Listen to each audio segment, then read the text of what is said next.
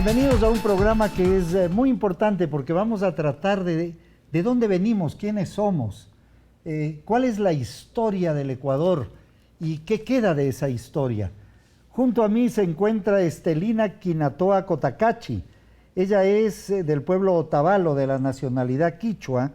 Actualmente es curadora de la Reserva Arqueológica del Ministerio de Cultura, magíster en Conservación y Administración, es antropóloga social, ha estudiado Derecho, también habla el idioma francés, además del quichua y el español. Y junto a ella se encuentra Alfredo Lozano, doctor en arquitectura, formado, es un orense, formado en Cuenca y luego en la Universidad Politécnica de Madrid, ha estado también en la Universidad de Murcia y tiene mucho que decirnos ahora porque se viene el Hábitat, la fiesta de la arquitectura mundial que se realiza luego de 20 años en Quito precisamente el próximo año y tenemos que dar nuestro testimonio. Y también un querido amigo, Germán Rodríguez, el gran promotor en la Casa de la Cultura Ecuatoriana, que tuvimos el gusto de compartir, de apoyar la idea de que se cree la sección académica de ciencias ancestrales. No han tenido que pasar tantos años para que se reconozca lo que probablemente es la ciencia fundamental, la que trata sobre el comienzo, sobre lo primario, ¿no? En Europa tanto se reconoce, por ejemplo, el legado griego, por eso dicen ¿no? cristiana occidental, la greco-romana, la cultura que tenemos, y se estudian los textos, la filosofía, los personajes, pero eso no ha ocurrido lamentablemente en nuestra América, donde todo el conocimiento, donde toda la sabiduría fue considerada como algo que no debía enseñarse o darse la relevancia que felizmente se le está dando ahora en el Ecuador y en el mundo entero. Pero veamos en las calles de la ciudad de Quito, ¿qué opinan los ciudadanos cuando se les pregunta qué es esto de ciencias ancestrales? ¿Cuáles son las respuestas? Sabiduría ancestral. No, pero me supongo que es los conocimientos que debemos tener de nuestros antepasados. No, desconocemos totalmente. ¿Qué sabiduría? No. No, todavía no sé nada de eso. Que era forma técnica, forma práctica de algún pasado, venía a construir esa técnica ancestral. No tengo conocimiento acerca de eso. ¿Tiene conocimiento acerca de sabiduría ancestral? No. ¿Tiene conocimiento acerca de sabiduría ancestral? No mucho.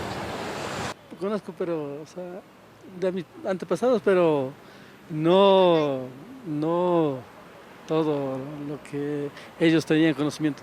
No conozco mucho acerca del tema. Bueno, sí he escuchado eso.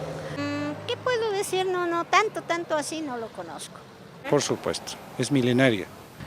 No mucho, la verdad, para ser sincero. Bueno, tendrá que sacarse el sombrero para hablar también del sombrero más adelante, pero como que no se sabe bien qué es esto de ciencias ancestrales. Estelina, ¿cómo se diría en quichua? La ciencia de los runas, de los hombres. ¿Cuál sería la voz en quichua de ciencias ancestrales? Runa kunapa yuye, yachay. Yachay. Runa kunapa yachay. Por eso es la universidad, ¿no es cierto? Es decir, el conocimiento humano. Así es. Podríamos primero conversar un poco sobre qué es esto de las ciencias ancestrales. ¿Por qué son importantes? ¿Qué está pasando en el mundo? Bueno, es el conocimiento y la experimentación que han ejecutado nuestros antepasados desde hace miles de años atrás, estas sociedades, nuestros antepasados, que se desarrollaron en este territorio. Ellos, para la supervivencia y sobre todo con esta relación muy estrecha, sagrada y respetuosa con su entorno, con su Pachamama, es que han desarrollado lo que ahora nosotros llamamos las ciencias ancestrales. Mi casa, Alfredo, es de adobe y de piedra y de madera, y tú eres un arquitecto.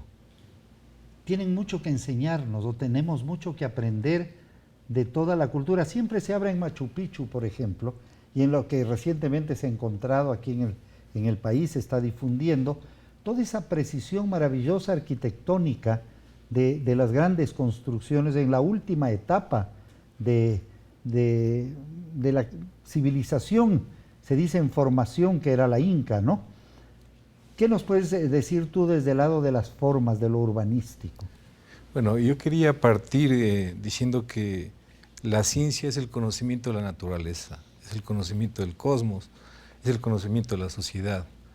Y la ciencia no pasa de moda, el saber, la sabiduría, no pasan de moda, son conocimientos que las culturas van dejando a lo largo del tiempo, porque dan respuestas a los múltiples desafíos del entorno, del clima, etcétera, etcétera. La arquitectura es una respuesta a ello, la construcción de ciudades también es eso. En el tema nuestro, el problema es que nosotros vivimos en una sociedad, a partir del siglo XV, una sociedad superpuesta. Se vinieron nuevos conocimientos en diversos campos, en lo religioso, en lo político, y eso hizo que lo anterior vaya, digamos, al fondo y se crea, o haya la creencia ahora de que eso que está adebajo y que es el sustento de nuestras culturas es menos de lo que se trajo, y ahí viene el problema. Bueno, y como que la iglesia es el mejor símbolo, ¿no? Es decir, se construían muchas iglesias, muchos templos encima de la estructura existente. Eso ha pasado en Cusco, por ejemplo, es clarísimo, ¿no? Eso ha pasado, bueno, aquí en Quito también. Lo que pasa es que ahí los arqueólogos a veces dicen que no hay tal, pero todos los zócalos de las iglesias principales de Quito son antiguas edificaciones incaicas, e incluso si vamos más atrás, el padre Juan de Velasco habla del Templo del Sol en el Yavirac, que por lo visto, como tiene se asemeja a una pirámide, quién sabe, es una pirámide. Pero a lo que quería referirme, ligando a lo anterior, es que los saberes ancestrales vistos ahora en la sociedad se ven como algo menor, y eso es lo que hace que tanto en la formación docente, tanto en la formación de los niños, de los jóvenes y de los profesionales, no tenga ninguna relevancia ni ninguna cabida. Bueno, claro, y sobre todo en la modernidad. ¿Cómo es posible que a estos personajes maravillosos como Benjamín Carrión, como Osvaldo Guayasamín, la Casa de la Cultura no le haya dado desde siempre la categoría que se merecía la ciencia ancestral?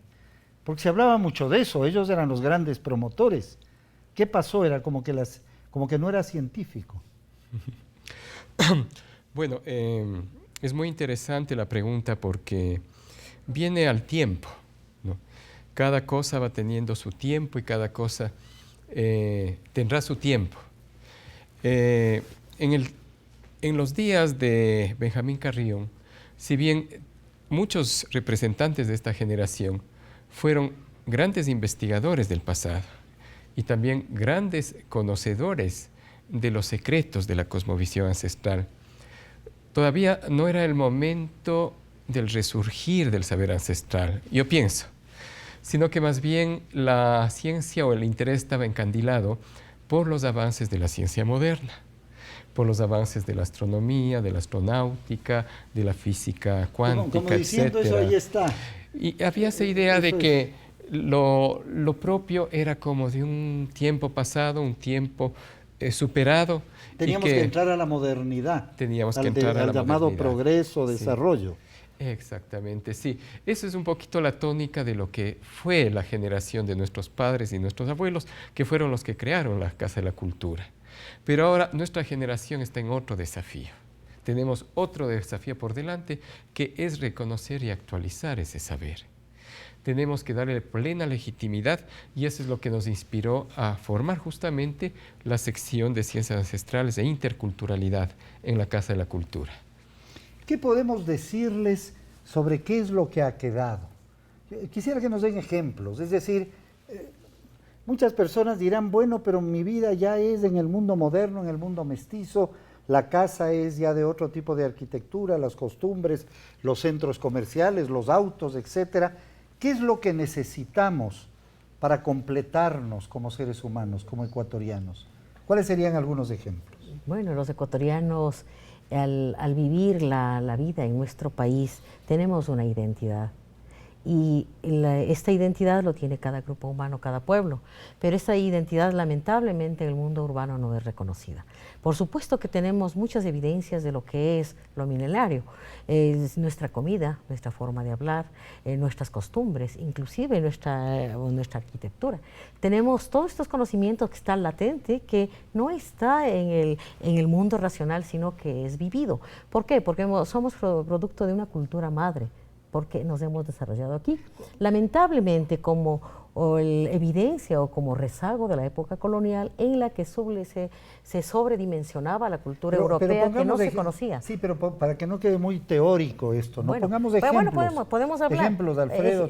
Por supuesto. Podemos hablar del avance en cuanto, por ejemplo, a la agricultura que el Ecuador dio en cuanto a la alimentación. Nosotros hablamos del maíz, la domesticación del maíz y de los otros productos, y todavía los ecuatorianos nos damos el lujo actualmente de decir nuestros platos típicos, nuestra identidad alimentaria, y continuamos alimentándonos. Hablemos de comida. ¿Qué comida nos viene desde el lado indígena, desde el lado indígena, anterior de nuestra primera casi historia? toda la comida. Por ejemplo, tenemos el maíz, el frijol, la quinoa, la papa, las ocas, los mellocos, que ahora está condimentada y preparada de una manera que el paladar actual. El ají también.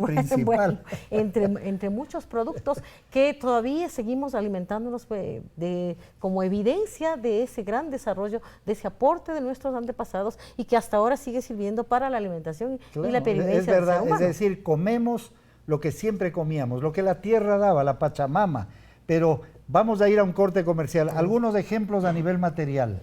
Yo creo que las expresiones artísticas, la música, la danza, cuando uno está afuera en Europa y oye que viene una delegación, por ejemplo, del Ecuador, la gente de allá va con mucha inquietud cuando esa delegación lleva cosas auténticas. Si lleva a representar la danza de los cisnes no va nadie, pero si lleva un San Juanito, la música andina, va mucho la gente. Eso despierta mucho interés. Y digamos, no solamente la música, la danza, el tema de las exposiciones de las culturas ancestrales, el oro, la cerámica, donde hay una simbología muy profunda y donde ahí está escrito todo lo que... Yo añadiría, porque nos vamos a un corte y regresamos enseguida, vamos a ver qué ejemplos, pongamos ejemplos concretos, Germán, pero yo diría la artesanía, la maravilla de las vasijas, de los tejidos insuperables en el mundo entero. Pero ¿cuáles son algunas otras cosas? Converse en su casa. ¿Qué más recibimos nosotros desde los tiempos anteriores a la llegada de los europeos al continente americano?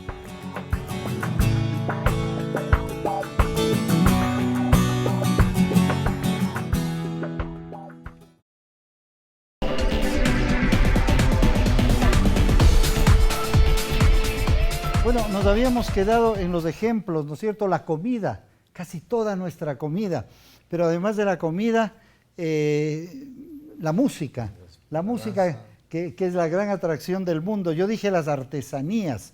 ¿Qué podrías tú añadir como datos concretos de ustedes? Bueno, la artesanía es básicamente un medio donde se reproducen los símbolos, ¿no?, de toda cultura. Por lo tanto, tiene una misión bien importante en la vida social y en el mantener esa identidad cultural de todos los pueblos. Pero existen conocimientos y técnicas, aún se las aplica, que son como restos de las antiguas ciencias y técnicas integradas, ¿no?, del mundo andino. Lo que no se, no se reflexiona suficientemente es de que este conocimiento es tan legítimo como el conocimiento occidental. Pero dame ejemplos, porque si no nos quedamos, digo, en lo teórico. Ejemplos, para que la gente entienda qué cosas. Volviendo al tema de la alimentación, que me parece un tema fundamental. Lo que decía Estelina es completamente cierto. Los productos que nosotros habitualmente usamos en la alimentación, son productos de elaboración genética y no de poco tiempo, sino muchas veces de siglos. En el transcurso de siglos se produjo una variedad de papas asombrosa, de algodón. Estos elementos de la alimentación tan importantes para nuestros antepasados, como era la quinoa, ¿no? El amaranto, que es llamado también ataco, sangorache, ¿no? Las ocas, los mellocos. Pero saliendo, digamos, a otros cambios del comportamiento humano, de la organización social, ¿no es cierto? No sé, se me ocurre la minga, por ejemplo. La minga como algo que deberíamos rescatar, o sea, el trabajar no solo para uno, sino para los demás, o sea, el concepto de vida. Nosotros usamos mucho en el buen vivir una frase que viene de los aymaras, de las abuelas y abuelos aymaras, que sería bonito ponerle también en un letrero que dice que todos vayamos juntos, que nadie se quede atrás, que todo alcance para todos y que a nadie le falte nada.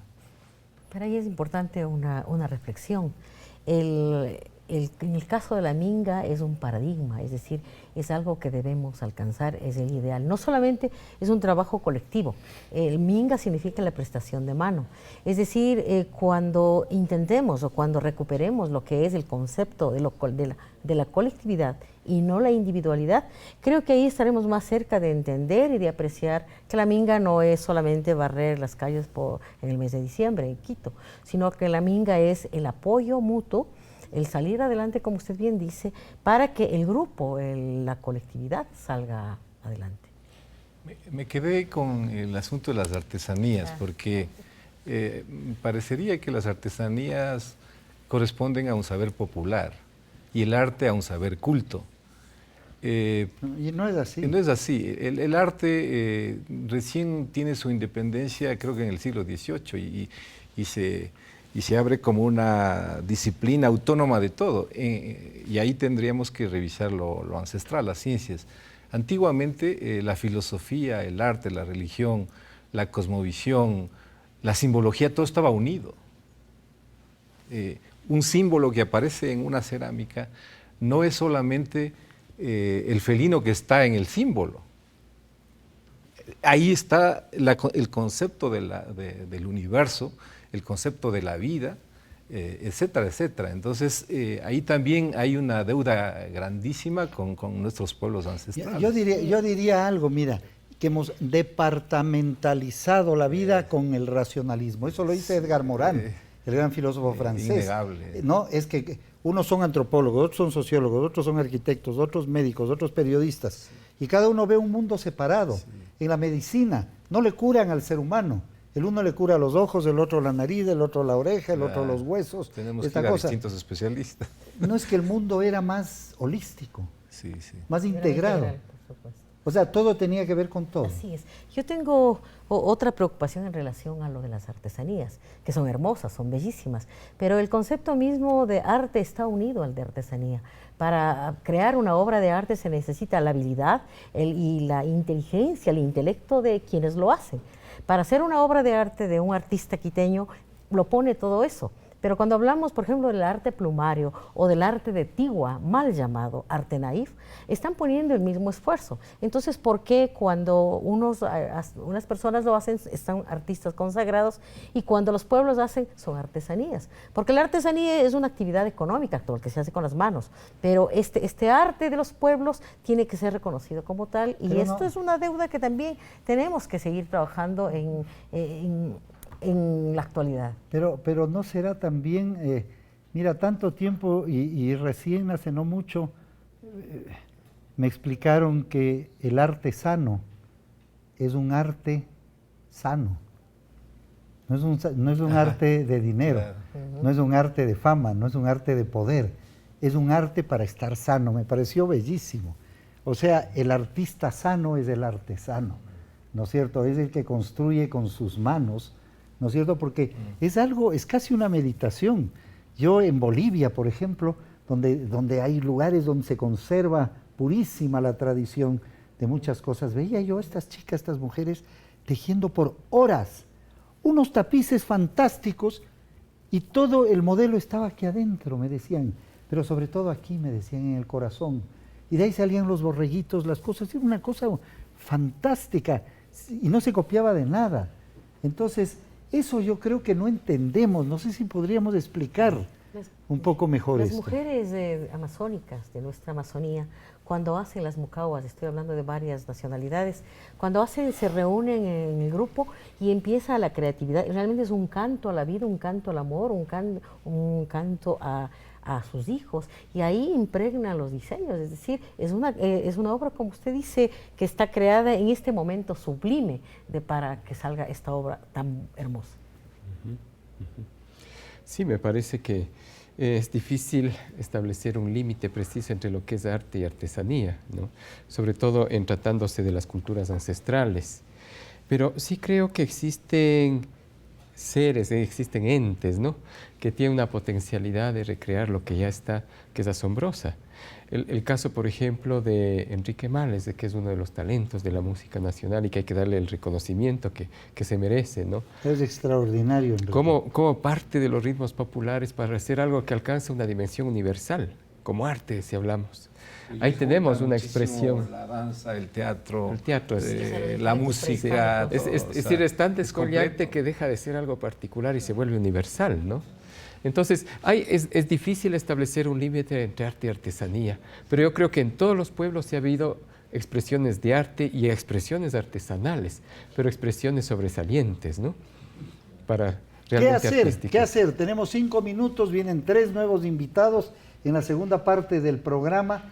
¿Qué hacer? Quisiera plantearles en estos 5 minutos una reflexión que para nosotros es muy importante sobre el buen vivir, sobre el summa causai, sobre el summa camaña, como lo dicen en Bolivia. Sí. Bueno, para entender, para vivir, para alcanzar el summa causai, y tenemos que hablar sobre la interculturalidad, pero también tenemos que primero reconocernos como seres humanos. Todos los millones de habitantes ecuatorianos somos seres humanos y tenemos la misma capacidad. Y cada humano pertenece a un núcleo familiar y pertenece a un núcleo organizacional que sería barrial, comunal, y en el caso de las nacionalidades indígenas tienen su propia forma de vida, su propia organización, pero sobre todo su propia cosmovisión. ¿Cómo lograr, cómo entender? Empezar a reconocernos cada uno.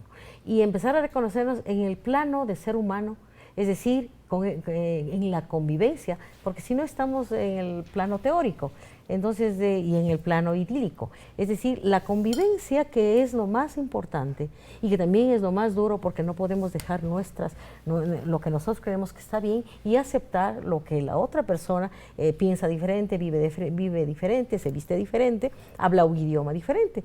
La riqueza del Ecuador pluricultural está ahí justamente en que cada grupo humano tiene esta identidad que tenemos que reconocernos. Cuando logramos eso nos estaremos acercando a lo que sería el summa causai.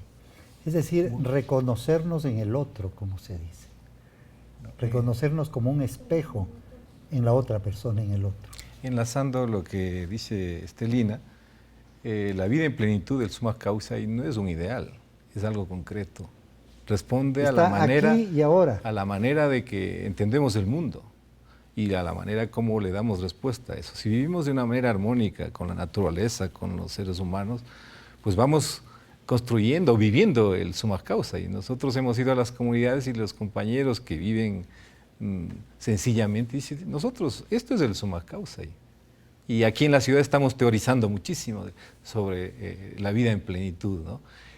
Creo que hay que regresar mejor dicho, el desafío está en la educación. Y aprovecho para comentar una propuesta del vicerrector de la Universidad Central, que nos ha encargado construir una comunidad epistémica de saberes ancestrales en la universidad, para ver si desde ahí empezamos con la tercera reforma universitaria, porque dentro de lo que es la universidad moderna, el cientificismo occidental, que se presenta como algo infalible, universal, y que todos tenemos que apuntar hacia allá, pues tiene que ser desde nuestros pueblos, desde nuestras realidades, visto desde cómo somos. Y ahí tenemos muchísimo que hacer.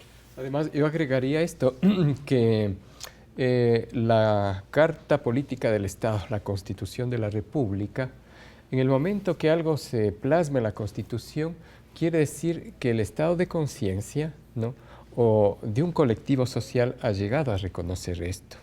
Y en la Constitución de la República de nuestro país consta el summa causa, el summa gali causa, y como queramos llamarle, pero tenemos realmente que responder a algo que está dado en la Constitución y que en este momento más bien tenemos que empezar a dejar de que sea un enunciado y a entenderlo bien.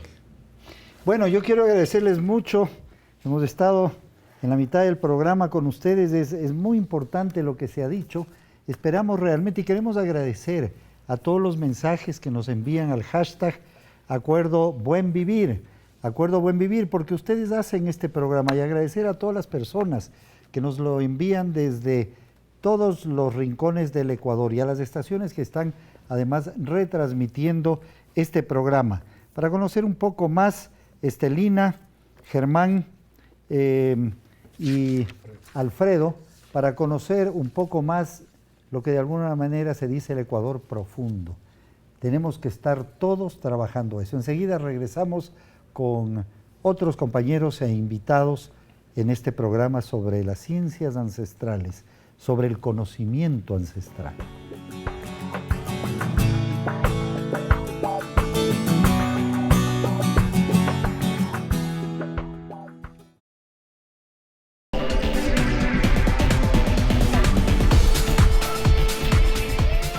Bueno, y ahora tenemos a 3 invitados que en realidad son uno, ¿no?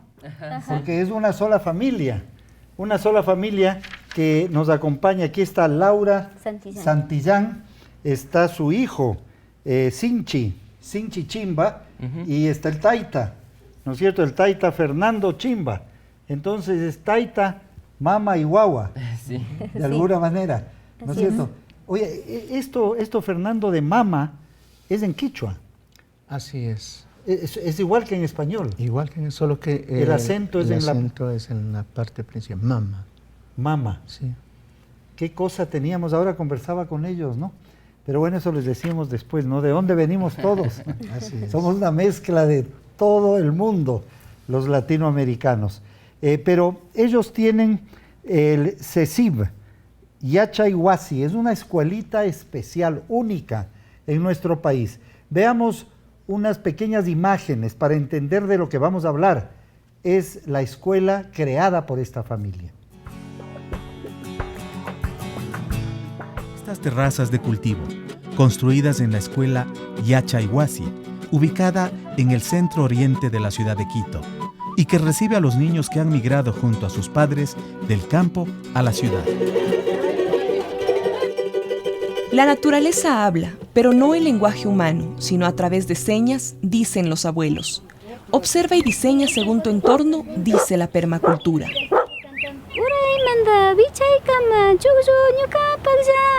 Así dice que está diciendo. Quiere decir que el choclo de arriba hacia abajo ya es mío. Dice, ya ha de haber probado, ya dice que están los primeros choclos maduros. Vengan para que lleven cosechando. Estamos enraizados a esto de no querer olvidar los saberes ancestrales de más de 10.000 años de crianzas aquí en esta parte andina amazónica. Pero en este caminar, la Pachamama, en este caminar, el viento, el agua, ha sido a veces así como cariñosa, es también a veces demasiado sensitiva, a veces el agua no ha sido pródiga para acá. Y ahí hemos tenido que buscar otros amparos. Y en estos amparos hemos encontrado gente que ha estado desde muy temprana edad también germinando en su corazón cómo ayudar a criar a esta Pachamama. ¿Qué es el CECIF, el Yachayhuasi? El CECIF Yachayhuasi es un centro educativo intercultural bilingüe que está funcionando aquí en la ciudad de Quito. ¿Tú estudiaste ahí? Sí. ¿Tú creciste ahí? Yo crecí básicamente. Algo que se le olvidó decir a mi mamá es que esta escuela está direccionada a mi mamá, perdón. Está direccionada a niños indígenas migrantes que buscan un lugar donde afianzarse de su cultura y se encuentran con escuelas hispanas y no saben de qué agarrarse porque es un medio totalmente distinto a su comunidad. Entonces llegan a Yachayhuasi y ven que hay animales, ven que hay pollos, antes teníamos llamas inclusive, ven que enseñamos en quichua, ven que enseñamos distintas cosas, el sembrar maíz, las señas que nosotros vemos para cosechar el maíz y un montón de cosas. Entonces, eso te va criando fuera de tu comunidad, pero dentro de tu núcleo cultural. Bueno, como el sombrero. Como el sombrero. Ajá. Antes yo dije, vamos a hablar del sombrero, hablamos de cosas tan interesantes que me olvidé. Entonces, para estar como contigo, me voy a volver a poner el sombrero y explicar, porque esa es la razón. Muchas veces me dicen, ¿y por qué usas siempre el sombrero? Y yo dije, porque las comunidades me enseñaron y me ha gustado no solo promover el sombrero ecuatoriano, ¿no es cierto?, de Baja Toquilla, sino que por qué se usa el sombrero. Mi abuelita sabía decir que la cabeza es como la cabeza de los nevados, y para nosotros, por parte de mi abuelita paterna, nuestra mama que nos regenta, que nos cuida, es la mama Cotopaxi. Entonces decía, si ves como ella tiene un sombrerito puesto en la cabeza, es para protegerle de sus ideas, es para protegerle que el sol no le pegue mucho. Entonces, así como está ella vestida, tú también tienes que ponerte. Entonces, uno orgulloso cogía y se ponía el sombrero así. Claro, entonces, aunque el Cotopaxi está un poquito... Es un poquito bravo estos tiempos. Está un poquito como llamando la atención. A mí me gustaría tratar un asunto importante. Y sobre el video que hemos visto también. ¿Y de dónde y por qué no? Quisiera un poco retraerme al año de 1970. En la comunidad de nosotros, ante tanta exclusión y racismo, el cabildo, la comunidad, va sintiendo la necesidad de hacer caso a todo lo que dice una escuela moderna hispana. ¿Por qué? Dicen, mis padres, por ejemplo, decían que hay que ser igual a los patrones, hay que igualarnos a ellos, ¿no? Hay que llegar a ser señores de zapato y corbata, hay que alcanzar. Y a partir de 70, 75, 80 comenzamos a entrar en esa dinámica. Con tal como que daba vergüenza de hablar hasta el propio idioma, ¿no? Lo importante era entrar de primero a segundo, máximo cuarto grado. Y mucho de mi gente han sido lo que han construido los edificios, por ejemplo, de acá de la 12, es de la González Suárez. Son la gente salida de mi tierra, ¿no? Que solamente era con cuarto grado, ¿no?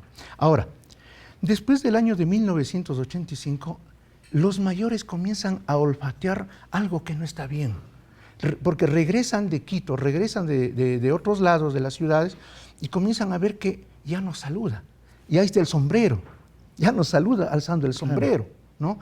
Y la gente comienza a decir, está perdiendo el respeto, no hay el respeto. Y tal fue el hecho que llegó a nosotros, a los nuestros mayores, de decir que no hay respeto.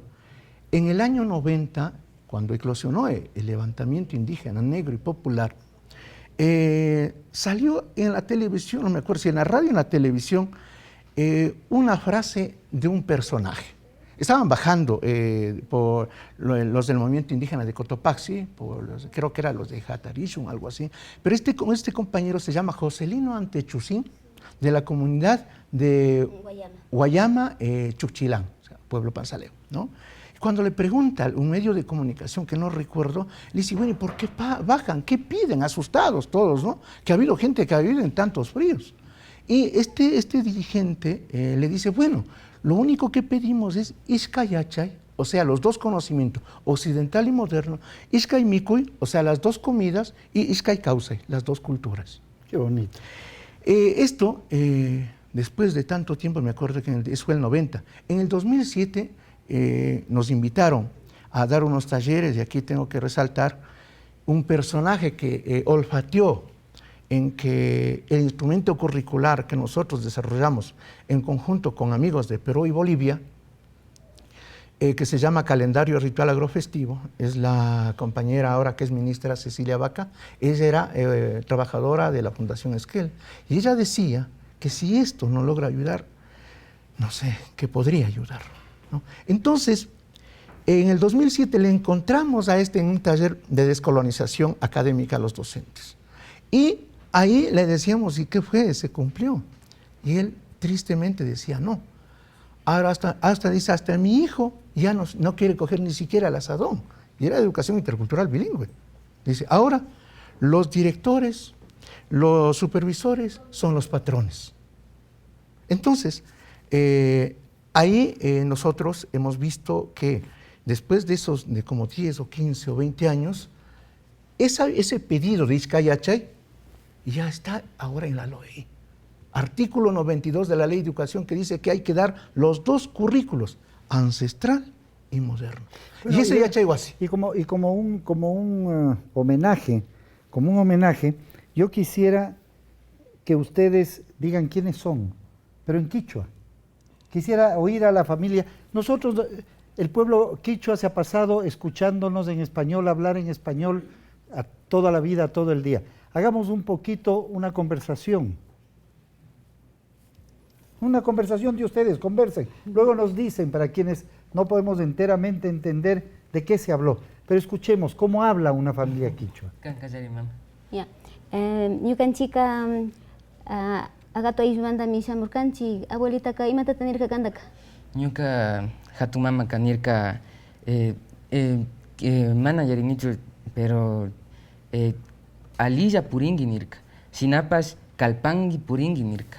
Laurita, ¿seikushka? Manarak seikushka chukani. Ima. Estamos diciendo que ¿qué le ha dicho la abuelita Sinchi? Entonces la abuelita ha dicho, caminarás despacio pero corriendo. Mira qué bonito, ¿eh? Caminarás despacio pero corriendo. Siempre que nos decía, cuando íbamos a salir al pueblo o a la ciudad, ella nos decía, irás corriendo pero despacio. Entonces uno en una mente bastante occidental decíamos, ¿cómo es eso? Entonces en las palabras como que si le tratamos de traducir del quichua exactamente al castellano, se entiende como que irás corriendo pero despacio, pero en realidad es anda con cuidado. Y aquí podemos visibilizar otra cosa. El hablar del castellano, quichuañol llamamos, que en mi comunidad se habla bastante eso ahora, nuestros mayores tuvieron una capacidad, no sé si decir de lingüistas, de expertos, de traducir ese mundo vivo, vivificante que tiene la comunidad a nosotros, que decía, tú no debes hablar quichua ya. Mira qué cosa, ¿no? Por eso Mira es que qué cosa, mira los aymaras. escuela... Aquí no he visto, pero los aymaras, yo cuando estaba en la comunidad andina en Lima, me acompañaban en el despacho de donde yo trabajaba hace pocos años, 2 chicos aymaras. Y cada vez que yo les preguntaba algo, bueno, ¿y ustedes los aymaras en el altiplano boliviano y peruano, qué opinan de esto? Y ellos decían, hacían así y hablaban en aymara, yo no les entendía. Y dice, ¿qué está haciendo? Estoy pidiendo permiso a mi abuela y a mi abuelo para no equivocarme, para traducirle bien lo que ellos me enseñaron. Y nos enseñaron cosas asombrosas, bellísimas. Pero había un respeto hacia los ancianos. Decían, la sabiduría está allá. Ahora es como que hemos dado la vuelta, ¿no es cierto? La persona cuando ya comienza a perder las facultades físicas y que es cuando se ilumina el resto del ser. Claro. Por su experiencia, la persona es casi aislada, ¿no? Y ese es un trabajo. Aquí miren ustedes, María, ¿cuánto tiempo tenemos? 2 minutos tenemos y luego regresamos en la última parte del programa a ver si enfocamos esto. Dicen, este es uno de los libros que produce la escuela, que se dice Ser anciano en los Andes. ¿Qué significa ser anciano en los Andes? Bueno, el ser anciano en los Andes es que toda la sabiduría viva está en nuestras abuelas, en nuestros abuelos, que ellos conversan con la naturaleza, ellos nos dicen, por ejemplo, nos cuentan las señas, los secretos. Mi mamá, cuando nosotros llegamos en época de carnaval, dice, el huirachuro está diciendo, y yo le digo, ¿y qué está diciendo el pájaro? Porque ella me dice así, ¿no? Dice, los choclos dice que ya están listos, irán llevando choclitos, dice, para que prueben, los primeros choclos ya están. Entonces los abuelos y las abuelas hablan con la naturaleza y nos enseñan a nosotros, pues, y nosotros estamos a través del calendario ritual agrofestivo que está aquí. Aquí, mira, justo. Esta es nuestra malla curricular, lo estamos transmitiendo a nuestros niños que vienen de diferentes pueblos y nacionalidades del país. Migrantes aquí en Quito, pues. Entonces, este espacio de Yachay Huasi es un espacio, como Sinchi decía, una comunidad dentro de la ciudad de Quito, un ayllu. Que no crean que estoy loco, pero les quiero preguntar si los choclos hablan, si los árboles hablan, sí. Si uno se comunica, ¿no? ¿Y cómo? Pero enseguida volvemos en un segundo. ¿Cómo puede el ser humano hablar con la naturaleza?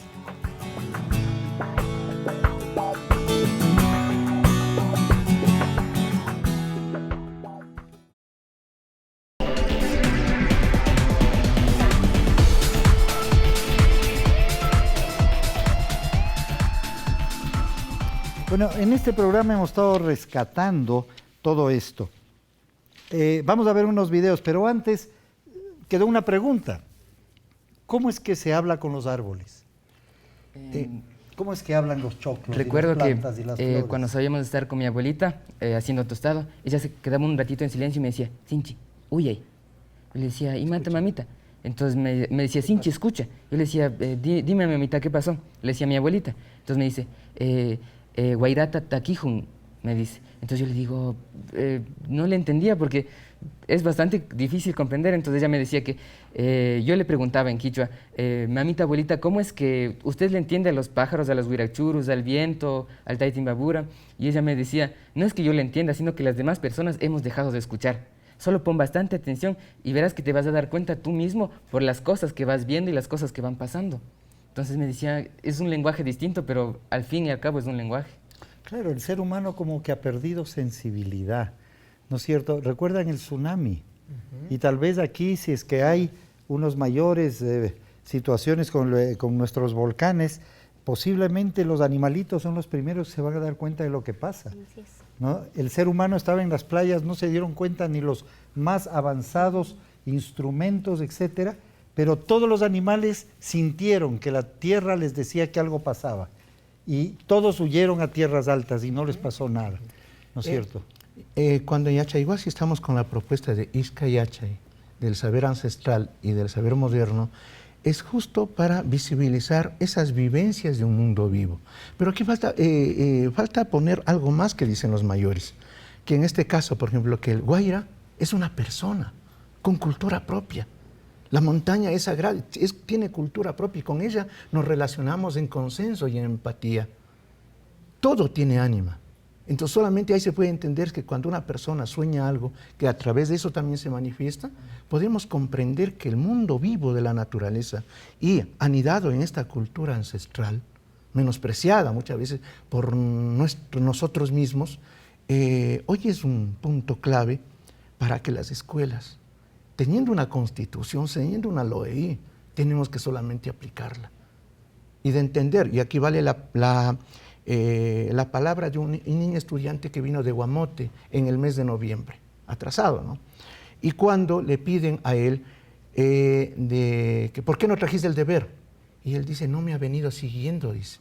Entonces, un docente colonizado, claro. ¿Qué estás hablando? Estás diciendo cosas, ¿no? Claro. Pero ahí, cuando el docente es mediador cultural, entiende que allá todo es vivo, tiene ánima, inclusive hasta el papel. Hasta las piedras, hasta las piedras. No, ellas se conversan, pero mira, claro. Pero no solo es del indígena, eso decía San Francisco de Asís, claro. Que él no pisaba las piedras porque les dolía, decía. Era tal su sensibilidad, uno de los primeros ecologistas de Occidente, que sí tuvo ese don de escuchar a los animales. Y por eso es que los animalitos salvajes y los pájaros se le acercaban, porque nunca les hacía daño.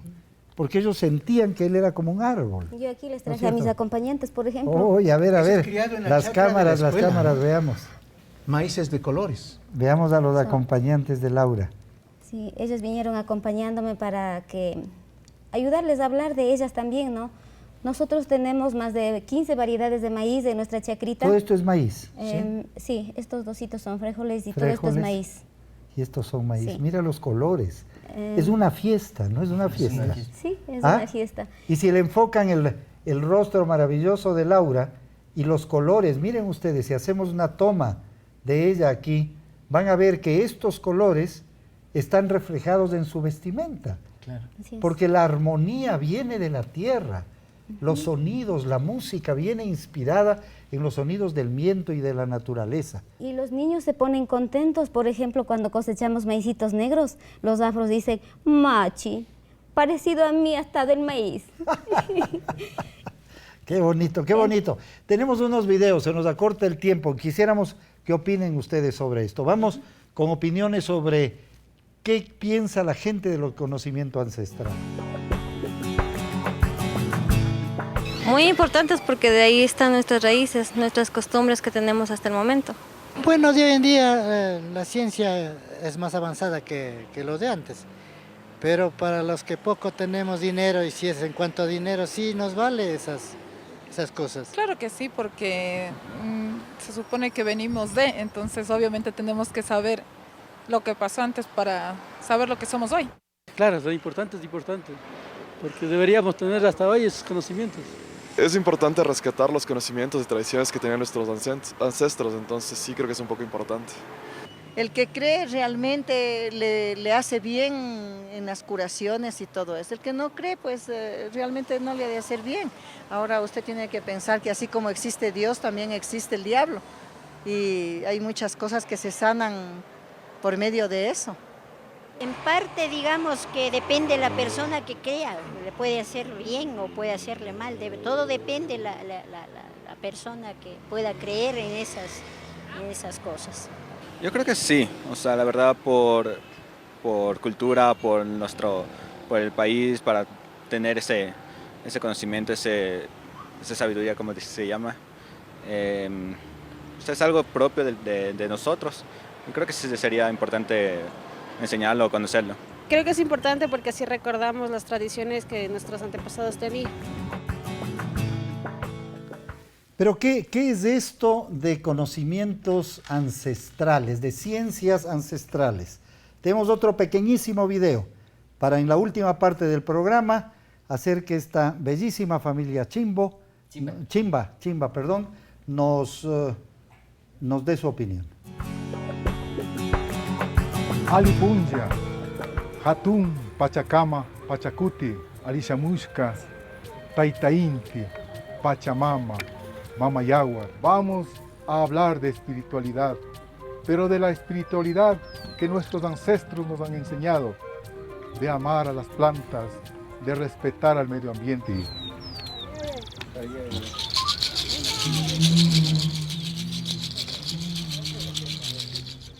Te ofrendamos también nuestros frutos milenarios, la sagrada papita, para que en esta tierra de Yangagua florezca en cantidad, en volumen. Comparta, hermano, el conocimiento del fuego. Nuestro fueguito sagrado que representa el sol, que día a día nos da calor. Hermano, háblenos del viento. El aire que camina por todo el espacio, por toda esta belleza que tenemos aquí en este paraíso. Hermana, háblenos de Yacula Agüita. El agua que riega todos los sembríos, que a través de eso la Pachamama nos da todos los frutos para podernos alimentar. A nuestra venerable hermana del elemento tierra. A la madre tierra, porque nosotros salimos del vientre de ella. Ella nos da lo que es todos los alimentos para nosotros. A través de las técnicas ancestrales tenemos el CUI y el CUI saca el diagnóstico exactamente como lo hacen en el mundo occidental la radiografía. Que todos de ustedes sepan el significado de esta ceremonia, que es volver a lo que hace muchos años hacían nuestros ancestros. El vivir bien, el summa causa, y es vivir con armonía, como ustedes lo tienen con este hermoso paisaje, con las hermanas montañas, con los hermanos animales. ¿Qué nos diría, Sinchi? Me parece muy interesante, muy bonito que se visibilice, como decían en las primeras intervenciones de los otros mashis, que se visibilice las prácticas espirituales que tenemos para, por lo general, cultivar, porque somos culturas agrocéntricas. Entonces me parece muy bonito que se visibilice también esos rituales que tenemos como pueblos andinos. Y es el instrumento curricular calendario ritual agrofestivo, o lo que el ministerio ahora le llama calendario vivencial comunitario de los pueblos indígenas, y que en Quito ya se hizo dos reuniones, dos exposiciones de esto, es en donde se visibiliza este saber ancestral. Ahora, este saber ancestral o tradición epistémica, estamos viendo que hay dificultades, porque hay el docente, así sea quichua hablante, no está preparado para esta otra emoción. No hay todavía universidades que preparen en esta otra emoción, porque somos culturas bien diferentes de Occidente moderno.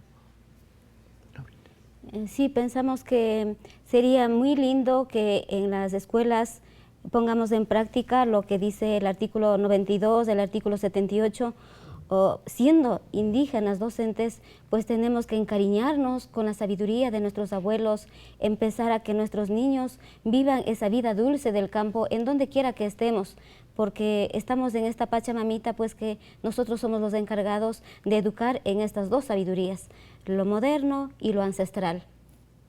¿Cuál es tu futuro, Sinchi? ¿Qué quieres ser? ¿Cuál es tu sueño? Mi sueño, toda la cultura andina, y yo creo que todas las culturas tradicionales, ancestrales, siempre han tenido una forma de curar. Podemos decir una forma empírica. En el caso de los Andes, la curación con plantas, o la curación con el cuy, o la curación de la limpieza del alma, como es la limpia del mal aire. A mí me gustan las ramas médicas, entonces estoy especializándome en eso para poder desde eso dar una base bastante fuerte y fortalecer lo que son mi medicina ancestral. Entonces creo que ese es mi futuro.